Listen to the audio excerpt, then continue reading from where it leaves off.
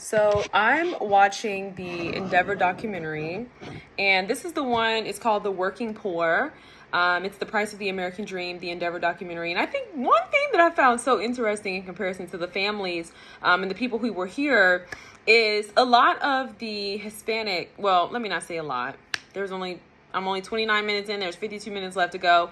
But I just kind of wanted to come on and share my thoughts about it because I thought it was really interesting, especially in terms of like everyone's opinion about who they were. Oh my God, you guys. Okay. So there was a Hispanic woman who was living in a motel in Orlando with her kids. And her stepmother, who was helping her with the kids, talked about how, there is no such thing as an American dream. Like, she was even saying for the young mother who was working two jobs. She was working two part-time jobs at McDonald's and at Dunkin'. And she was just talking about how, she wants to give herself 6 years. She wants to get out of the situation. And pretty much she just kind of, talked about how, she wants to change her situation. Now, what I found interesting, obviously the stepmom was a little bit older, but she was just like, it's going to take her forever to get out of this situation. Like, she's going to be working her whole life, And it was really sad, but it's like, that's kind of like the truth, right? And then I thought about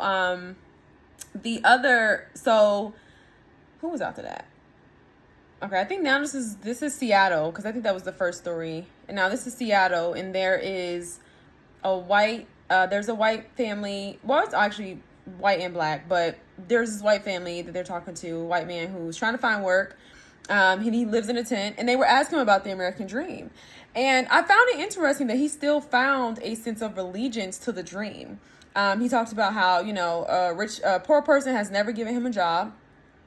He talked about how he would still die for this country, how he's still proud to be an American. He said, he talked about his ancestors and things like that. And I just thought it was very interesting because even though this man is literally living in a tent, he cannot find work, right? He cannot find work. I realized that I think his allegiance to America was the realism that the people who are in positions, right, these rich people who are in positions, that gives him a sense of hope, right? That gives him a sense of pride to know that even though I'm literally here impoverished, I'm literally living in a tent, I'm living in a parking lot tent, I'm living in a parking lot in a tent, I still have an allegiance to this country. And his mentality and this sense of proudness about American society, despite his circumstances, despite him literally being in probably one of the lowliest places, it wasn't a sense of gratitude. It was a sense of pride. I realized that was a very interesting contrast. And I realized that I think that his mentality concerning that was because the people who are in those high positions look like him. So I think what that does is give him a sense of allegiance and more so like a sense of, something to believe in, right? That makes him feel like it's possible for him to also attain those positions as well. And maybe he feels like maybe one day he can obtain those positions, right? Even if he probably can't. And I think that when we talk about representation, and I always say this all the time, my biggest grievance is that because minority groups are relegated to laborious tasks, we are never given the opportunity to really sit around and learn and engage in philosophy and things like that, right? Because our time is typically tied up in being service workers and doing laborious tasks and for minimal or to no wages, right? That's just the country's foundation. That is something that is persistent. We know that, right?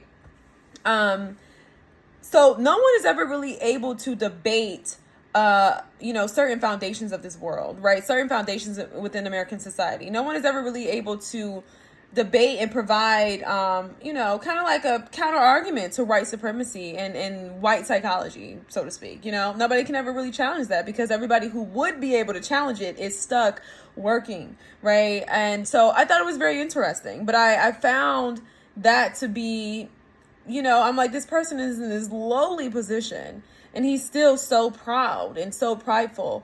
Now, we can obviously look at this and say, well, this is just a characteristic, one-to-one type of thing. And I think, yeah, inevitably so. I'm not, someone who would say, well, no, this is, no, I would say inevitably so.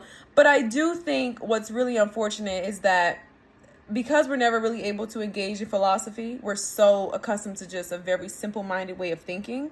And instead of really looking at this and being like, yeah, this is a vast majority of white Americans who lack compassion for those who are impoverished, right? Because they feel a sense of allegiance to those who are wealthy, because they, feel a sense of pride for their ancestors. They feel a sense of pride for the people who have colonized the country and took others in captive and, all these different things, right? They share those accomplishments. And all the ways in which the Black community and other cultures are critiqued for this false sense of allegiance to deprivation, which is something very superficial looking on the on the outside looking in, right? What it really is a sense of alliance, right, to their community, to their culture, right? It's not that Black people are, faithful to deprivation. No, you know what I mean? Like we try to build community amongst one another. And I think white culture does the same thing. Even if that is, making everybody else a worker while, the elites and those sit in high places. So that's just a very general thing. I feel like this could have been explained in a way better context, but just for lack of better words, for the fact that it's 11:50 and I'm still watching this documentary, I just thought that was very interesting. And with the Black family who were in the tents, one of the guys, he was like a rapper, and he found himself like in a lowly position. He was just like, I'm wondering, did I look down on people who was in this position? And I thought that was very interesting, like his opinion, his perspective concerning that. And one in which I think for Black people, we could look at this. There's a few different factors that I think play into why we feel as though things are always our fault, right? I'm reading this book and it's called Overcoming Life's Disappointments. And it talks about, having a godlike complex in which you always think that everything is your fault. Your failures, everything is your fault. And I do wonder in what ways, not the assigning of a godlike complex that Black people project on one another, but maybe, from a historical, deeply embedded, whatever this case may be, right? We know the complexities of the inferiority complex, whether it's projected or ingested, whatever, right?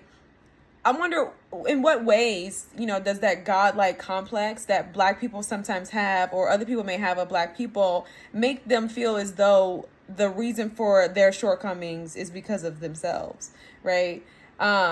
That's interesting, right? And so I thought it was very interesting that this person would look at that, because this is a documentary of everybody who's been impacted by the recession and who did not get to bounce back, unfortunately. These are people who had good jobs. I mean, the white man that I mentioned, he was working in construction and still trying to find a job in construction. Like I said, the Black guy was an entertainer, but he, looks like he had, it looked like it was doing pretty well from what he was showing. So I just thought it was very interesting, his perspective. And as I was reading that book today, I just was kind of connecting the dots in which, there's like that false sense of humility. Not saying that he has that, not saying that about him, but I'm saying in the sense that we think what we do matters so much in our lives, right? And really what it is failing to realize that we really don't have control over most things. Like when I think about, certain things in my life, right? The things that have come and the events that are to come, not much of it really is in our control. And I found that to be very interesting. And I just think even as we sit here in this space today, right? I think it's very interesting, and it's very humbling, right? It's very humbling. And so what I was really trying to say in the short that I created was, I think that we are finally getting to a place where we're kind of starting to be in similar spaces and we're starting to have conversations. I think it's more so directly towards the government.